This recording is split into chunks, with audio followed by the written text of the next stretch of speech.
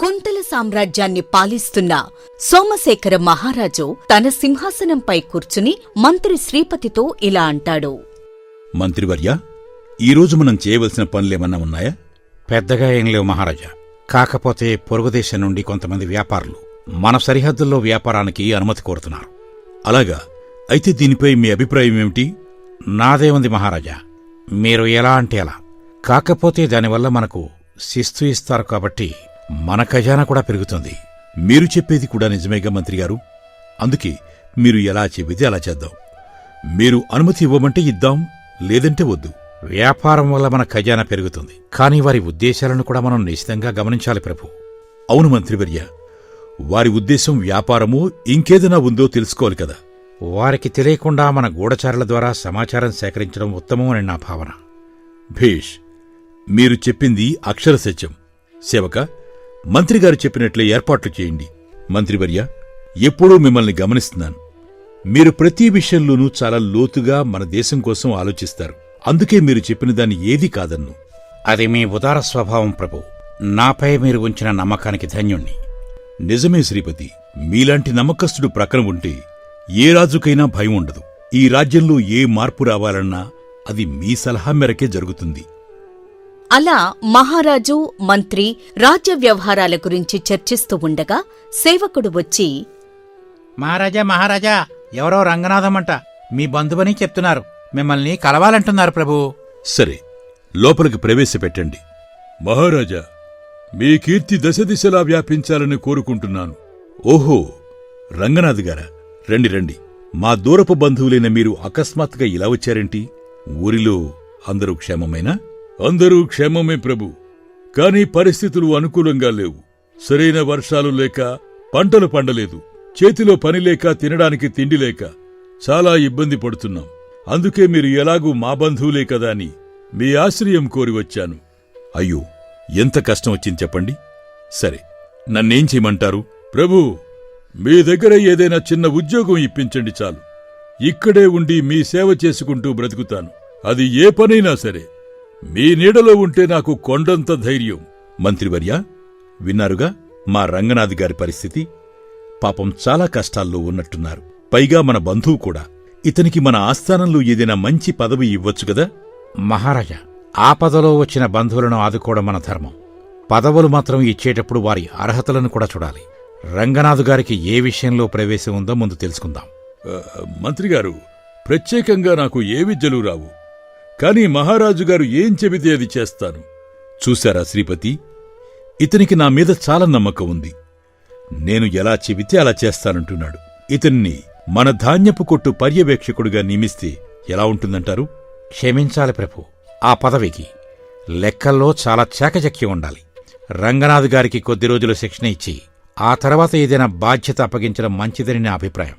ప్రస్తుతానికి ఆయనకు ఉండటానికి వసతి, భోజన సౌకర్యాన్ని కల్పిద్దాం. సరే మంత్రివర్య, అలాగే చేద్దాం. సేవక, మా రంగనాథ్ గారికి అతిథి గృహంలో అన్నీ సిద్ధం చేయండి.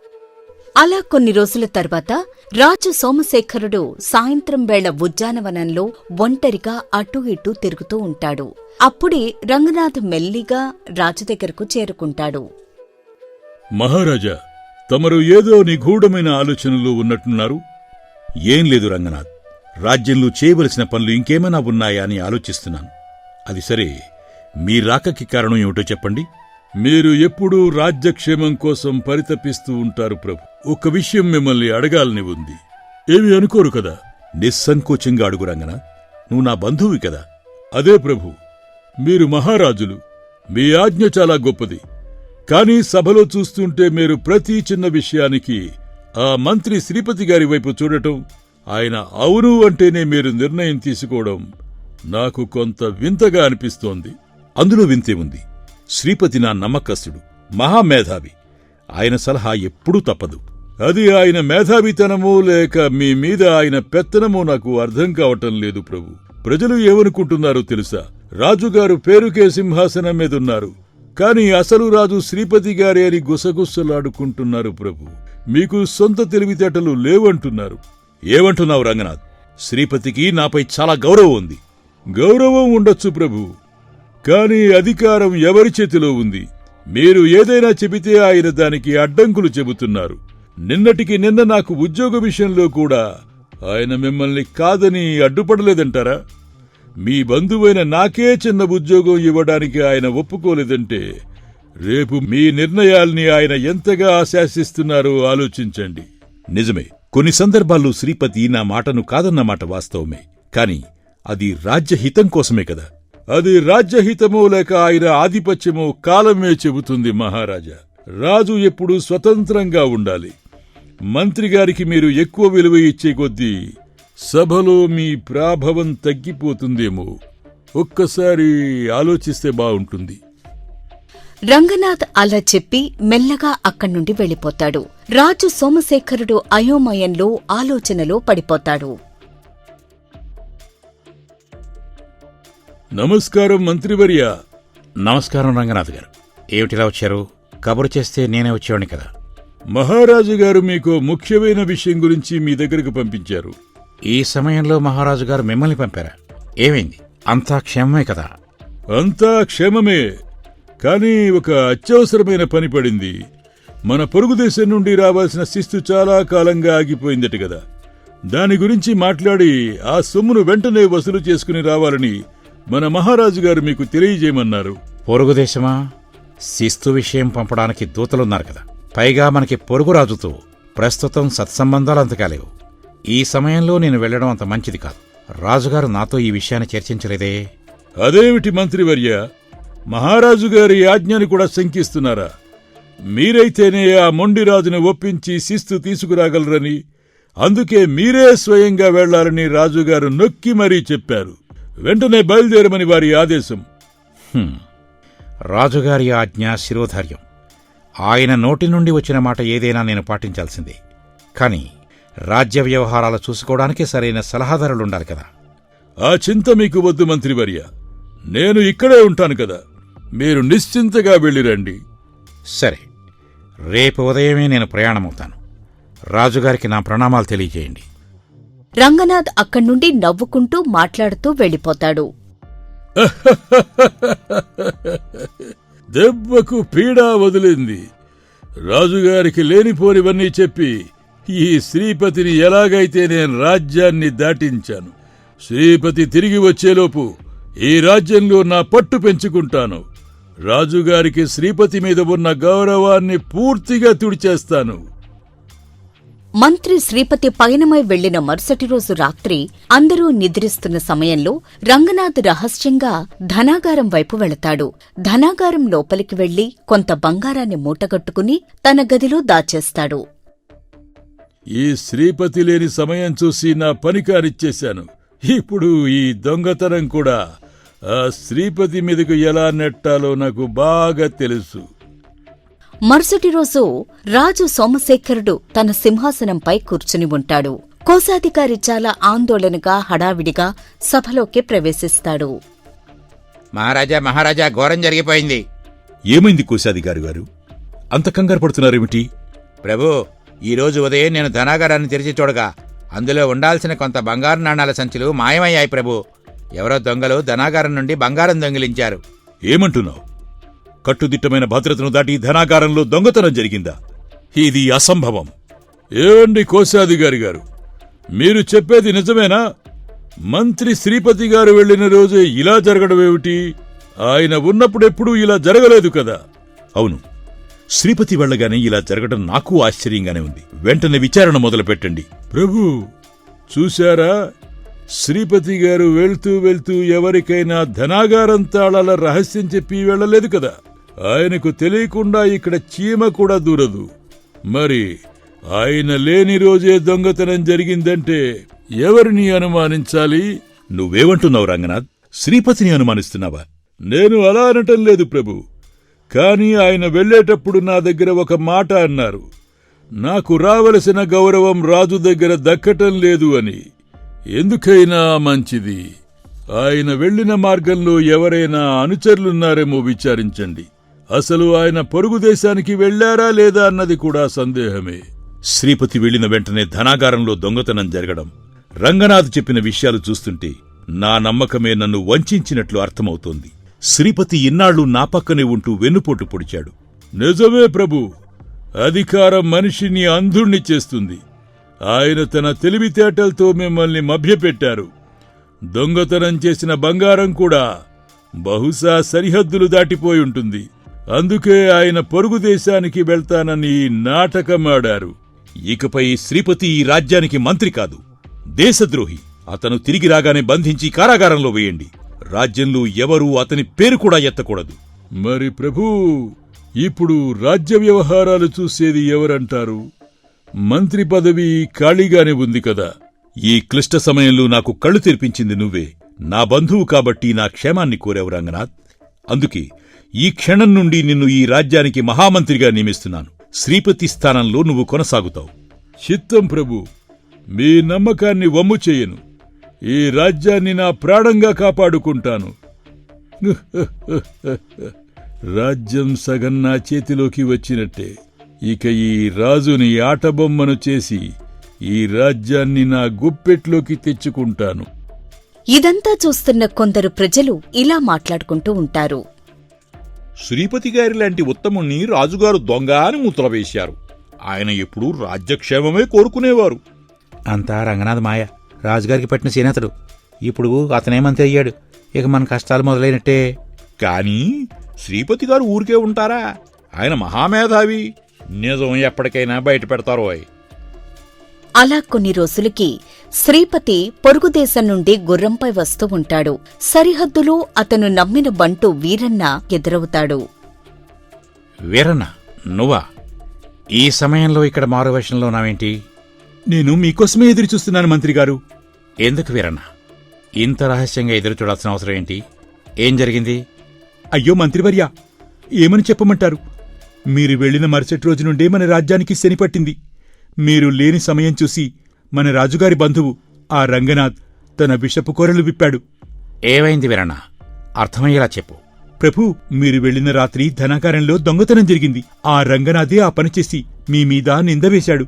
మీరు కావాలనే దొంగతనం చేసి పొరుగుదేశానికి పారిపోయారని రాజుగారికి నూరిపోసి నమ్మించాడు. ఏమిటి, నా మీద రాజద్రోహం మొదలువేశారా? రాజుగారిది నమ్మారా? అవును ప్రభూ, రాజుగారు రంగనాథ్ మాటలకు పూర్తిగా మోసపోయారు. మిమ్మల్ని పదవి నుండి తొలగించి ఆ రంగనాథ్కే మంత్రి పదవి ఇచ్చారు. ఇప్పుడు అతను రాజ్యాన్ని దోచుకుంటున్నాడు. మిమ్మల్ని చూడగానే బంధించి కారాగారంలో వేయమని భటులకు ఉత్తర్వులు జారీ అయ్యాయి. మీరు ఇప్పుడు రాజ్యానికి వెళ్లడం ప్రమాదం. వీరన్న, రాజు సోమశేఖరుడు అమాయకుడు, కాని అధర్మపరుడు కాదు. నా మీద నమ్మకం పోయిందంటే అది రంగనాథాడిన నాటకంలో లోతు అటువంటిది. కాని కన్నతల్లి లాంటి ఈ రాజ్యాన్ని ఆ దుర్మార్గుడి చేతిలో వదిలేయలేను. ఇప్పుడు మీరేం చేస్తారు ప్రభు? లోపలికి వెళ్తే భటులు మిమ్మల్ని బంధిస్తారు కదా. అయితే నేను చెప్పినట్లు చెయ్యి.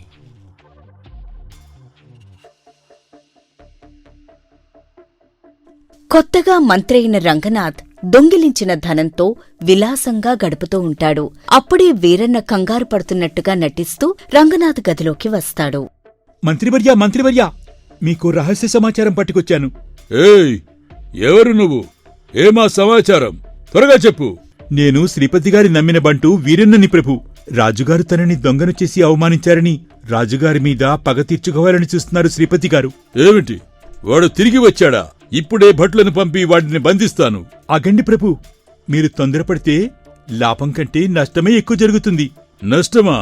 ఏమిటా నష్టం? పొరుగు దేశాల నుండి రావాల్సిన శిస్తు వివరాలన్నీ శ్రీపతిగారి దగ్గరే ఉన్నాయి.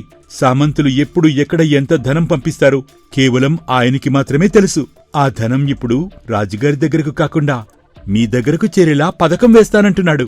ఏమిటి, ఆ ధనం నా సొంతమవుతుందా? శ్రీపతి ఎందుకు నాకు సహాయం చేస్తాడు? మన రాజుగారు దొంగ అన్నారు కదా. ఆ కోపంతో ఇప్పుడు నిజంగానే రాజుగారి ఖజానాకు అందవలసిన కోట్లాది రూపాయల శిస్తును రాజుగారికి అందకుండా చేస్తాను అంటున్నారు. మీరు కనుక ఇప్పుడు ఆయన సలహా తీసుకుంటే ఆ ధనమంతా మీ సొంతమవుతుంది. ఓహో, కోట్లాది రూపాయల ధనం అన్నమాట. శ్రీపతి సలహా తీసుకుంటే నేను ఈ రాజు సోమశేఖరుడి కంటే ధనవంతుణ్ణి కావచ్చు. సరే, ఇప్పుడు అతడు ఎక్కడున్నాడు? ఎప్పుడు కలుస్తాడు? ఆయన పాత శిథిలాల కోట దగ్గర మారువేషంలో ఉన్నారండి. మీకు ఒప్పందం ఆమోదమైతే వెంటనే మిమ్మల్ని రమ్మన్నారు. మీరు వెళ్తే ఆ ధనరహస్యం మీకు చెప్పి ఆయన ఈ రాజ్యం వదిలి వెళ్ళిపోతారట. భేష్, ఇదే సరైన సమయం. ఈ సోమశేఖరుడికి తెలియకుండా ఆ ధనాన్ని ఎలాగైనా దక్కించుకోవాలి. పద, ఇప్పుడే వెళదాం. రంగనాథ్ అతి తక్కువ మంది అనుచరులతో ధనాశతో శిథిలాల కోట దగ్గరకు చేరుకుంటాడు. అక్కడ మారువేషంలో ఉన్న శ్రీపతి కనిపిస్తాడు. శ్రీపతి, నువ్వు దొంగవని రాజుగారు నిన్ను వెళ్ళగొట్టారు. కానీ నువ్వు తెలివైన వాడివి. రాజు మీద పగతో నాకు సహాయం చేయాలనుకోవడం మంచి పరిణామం. చెప్పు, ఆ శిస్తుధనం ఎక్కడ ఉంది? రంగనాథ్, ఆ ధనం సంగతి తర్వాత ముందు నువ్వు ధనాగారం నుండి దొంగిలించిన బంగారం ఎక్కడ దాచావో చెప్పు. అది నీ దగ్గర సురక్షితంగా ఉంటేనే కదా మనం ఈ కొత్త ధనాన్ని కూడా అక్కడ దాచగలం. దాని గురించి నువ్వేం భయపడకు. రాజుగారిని బురుడి కొట్టించి తెచ్చిన ఆ బంగారమంతా కోటలో ఒక రహస్యమైన గదిలో భద్రంగా ఉంది. ఆ అమాయకపు రాజుకు అది ఎప్పటికీ దొరకదు. ఇప్పుడు చెప్పు, ఆ సామంతుల ధనం ఎక్కడ? రంగనాథ్, ఈ రాజ్యంలో నాకు జరిగిన అవమానానికి ప్రతీకారం తీర్చుకోవడమే నా లక్ష్యం. అందుకే రేపు సాయంత్రం సరిగ్గా సూర్యాస్తమయం అయ్యేవేళకు పాత శివాలయం దగ్గర వాహనంతో సిద్ధంగా ఉండు. అక్కడంతా సిద్ధంగా ఉంటుంది. అలాగే శ్రీపతి. కానీ అంత ధనం అక్కడికి ఎలా చేరుతుంది? సామంతులు పంపే శిస్తు సొమ్ము రహస్య మార్గంలో అక్కడికి వస్తుంది. అది రాగానే నీ బండిలోకి ఎక్కించి ఊరి పొలిమేర దాటిస్తాను. ఆ తరువాత ఆ ధనంతో నువ్వు ఎక్కడికైనా దూరంగా వెళ్లి హాయిగా బ్రతకొచ్చు. ఈ రాజుకు మాత్రం ఒక్క పైసా కూడా దక్కనివ్వను. అద్భుతం శ్రీపతి. నిన్ను దొంగ అని నిందించిన రాజుకు ఈ శిక్ష పడాల్సిందే. అమాయకపు రాజును నమ్మించి నీ మీద నింద వేసి మంత్రి పదవి దక్కించుకున్నట్టే ఈ శిస్తుధనాన్ని కూడా నొక్కేస్తాను. రేపు సాయంత్రం బండితో సిద్ధంగా ఉంటాను. అలాగే ఆ బంగారము ఈ శిస్తు కలిపి మొత్తం తీసుకెళ్లిపోతాను. అంటే ధనాగారంలో దొంగిలించిన బంగారాన్ని కూడా రేపు బండిలో తెస్తున్నావా? అవును. రాజ్యం వదిలి వెళ్లిపోతున్నప్పుడు ఇక ఆ బంగారం అక్కడెందుకు? నీవు ధనం ఇచ్చాక నా దగ్గర ఉన్న బంగారంతో కలిపి ఈ రాత్రికే రాజ్యం దాటి వెళ్లిపోతాను. ఆ రాజుకి పంగనామాలు పెడతాను. రంగనాథ్ మాటలు పూర్తి కాగానే రాజు సోమశేఖరుడు బయటకు వస్తాడు. ఆగు రంగనాథ్, ఎక్కడికి పారిపోతావు? మహారాజా, మీరా ఇక్కడేం చేస్తున్నారు? నీ అసలు రంగు చూడటానికి ఇక్కడే ఉన్నాను. నా కళ్ల ముందే నా రాజ్య సొమ్మును దోచుకోవాలని పథకం వేస్తావా? శ్రీపతి లాంటి నిజాయితీపరుడిపై నిందలు వేసి నన్ను తప్పుదోవ పట్టించావు కదా. బంధువుని ఆశ్రయమేస్తే పాములా బుసకొడతావా? మహారాజా, మీకు సత్యం తెలియజేయడానికే ఈ నాటకం ఆడాల్సి వచ్చింది. తన నోటితో తానే దొంగతనం ఒప్పుకునేలా చేయటం తప్ప మరో మార్గం లేకపోయింది. శ్రీపతి, నన్ను క్షమించు. నీ విలువ తెలియక ఈ దుర్మార్గుడి మాటలు విని నిన్ను అవమానించాను. భటులరా, ఈ ద్రోహిని వెంటనే బంధించి దాచిన బంగారాన్ని స్వాధీనం చేసుకోండి. చూశారుగా, ఈ కథలో మీకు బాగా నచ్చిన మలుపేది? మీకు ఏ సీన్ బాగా నచ్చిందో వెంటనే కామెంట్ చెయ్యండి. ధన్యవాదాలు.